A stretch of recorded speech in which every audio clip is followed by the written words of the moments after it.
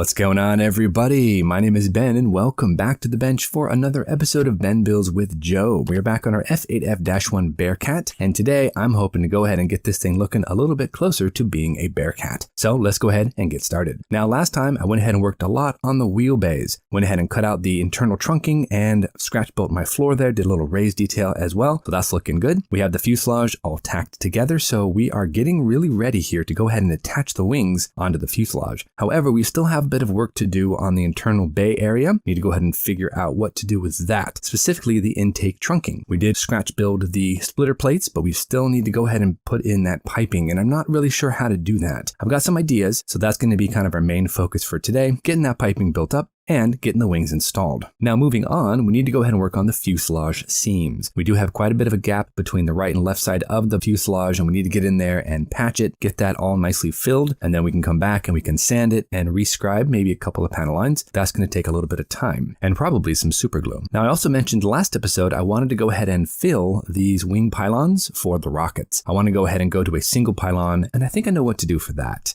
Now, I was searching through my spares box and I came across these, and these are actually rockets and pylons from an F7F Bearcat model I built way back in the day. These are going to be perfect for this. All I have to do is a little bit of modification, and I think these will work just fine. That means, of course, coming in and cutting off the rear locating tab here on this pylon, shaving it down so we only have the one forward locating tab, and then maybe clipping off that rocket and just having the pylon itself, because that's what I see on most of my references for the Bearcat. Now that also means coming in and widening the mounting hole right here on the wing, just so I can get this pylon to fit inside. But once that is done, I should be able to easily install these pylons right onto the wings, glue them down, and we'll be good to go. Now, of course, I don't really want the rockets attached to the pylons, so I'm going to have to go ahead and cut those off, but that's okay. Shouldn't be all that difficult to do. Should be able just to make a couple of cuts, sand things down, and I'll be all right. Now, just to go ahead and substantiate that, I went through my reference book here and I did find a picture of a Bearcat with rockets. And as you can see, this is very typical for a rocket installation on the Bearcat. You have the pylon and the rocket. But of course, I want to go ahead and drop the rocket and just have the pylons, because that's what I see on most of my references. In fact, we'll go ahead and take one of these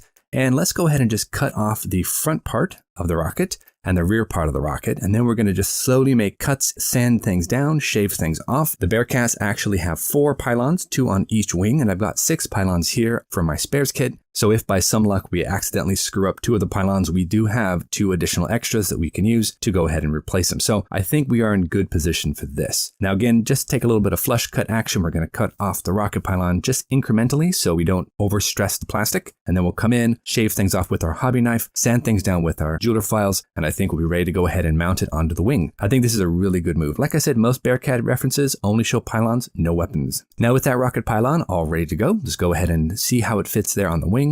Oh yeah, that looks nice. Okay, so what I'm going to do is I'll take a little bit of extra thin Tamiya. We're just going to tack this one in place just so I know kind of as proof of concept, and then we'll do the rest a little bit later. But I just wanted to make sure this would work so I can go ahead and fill the holes and we can move on with the wings. So now let's go ahead and jump into our first time lapse. We have a lot of work to do here, guys. I want to add in some additional details there in the wheel wells, which means, some extra stringers, some extra detailing. And then I want to go ahead and make that trunking. And I think I'm going to go ahead and use Milliput. I might be able to roll it out into long tubes and then maybe shape it and kind of match it to what I see in my references and go ahead and glue those down to the inside of the wheelbase. And then we have to go ahead and work on some wiring. We have to plug those rocket holes, and we have to go ahead and start working on the right wing. I'm going to go ahead and get that all tacked in, glue the top part of it on, and we'll just see how it goes. If this goes well, we'll know what to do for the left side. Let's get moving, guys. See what we can do.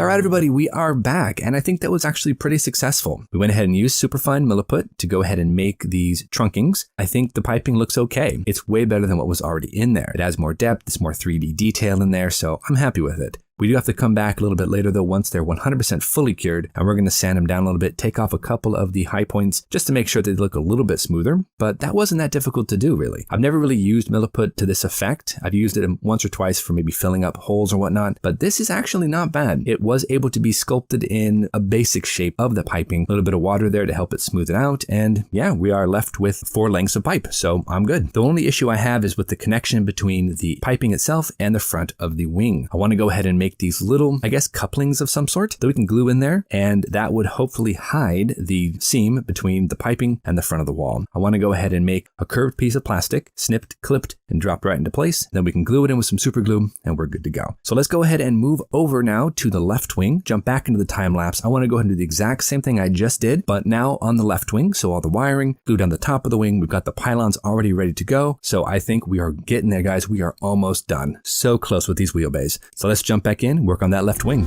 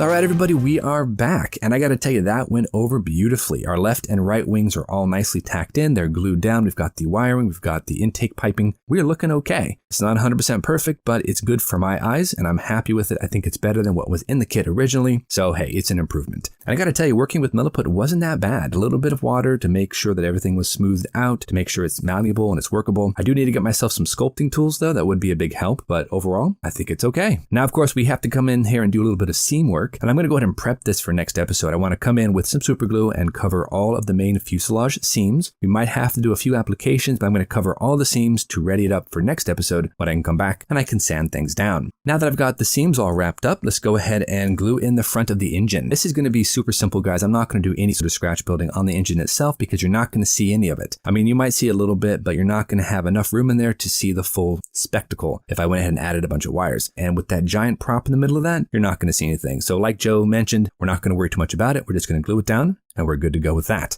But now let's go ahead and move over to the cowling. Now with the cowling, we need to go ahead and clean up the attachment points between cowling and sprue. Because there is so much sprue here, we need to go ahead and just be real careful not to overstress the plastic. I just cut out the engine cowling out of the main sprue ring. And now I'm going to come back and I'm going to very carefully with my flush cuts, I'm going to cut off the excess sprue. And then I'll come back with an X-Acto knife and some jeweler files and sand down those attachment points. That's going to go ahead and give us a really smooth finish, and hopefully this will drop right into place without too much effort or too much trouble. Now for some odd reason we have two inserts and we need to make sure we have the right one for the -1 version. And I think I've got the one that the instructions tell me to use. So let's go ahead and clean that up a little bit and just glue it into place. We might need to do a little bit of extra sanding, but I don't think it's going to be that big of a deal. Go ahead and drop some extra thin on there, and I think we are ready to attach the entire cowling onto the fuselage. There we go, just slide that right on, and I think we are looking good, guys. Cowling fits decently. There's a little bit of a gap we have to go ahead and fill, but we'll do that next time. I'll just use some Mr. Surfacer or something like that. Take a little bit of extra thin, drop it around the cowling, make sure that everything is nicely tacked into place. This is actually shaping up to be a really fun build, guys. If you're into the Bearcat, you haven't built one of these yet, pick one up.